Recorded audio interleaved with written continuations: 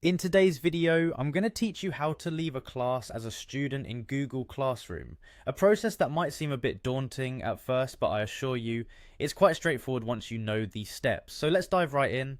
First, you'll want to open up your browser and head over to classroom.google.com. Once you're there, sign in with your Google account. This is the account you use for school, whether it's a personal Gmail or one provided by your educational institution. Make sure you're using the right account, as sometimes it can be easy to get mixed up if you have multiple Google accounts logged in on your device.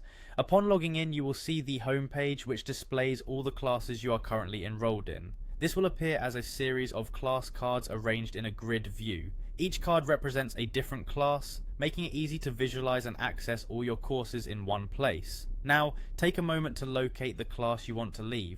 As you browse through, you'll notice each class card has various options that you can interact with. When you find the class you wish to unenroll from, look towards the top right corner of the card. You'll see 3 vertical dots, which is commonly referred to as the More Options menu. Click on these 3 dots and a drop-down menu will appear.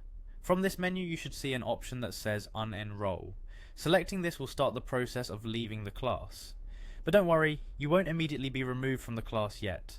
Once you click Unenroll, a confirmation message will pop up. This step is crucial as it serves as a safeguard to prevent accidental unenrollments, ensuring that you're absolutely certain about your decision.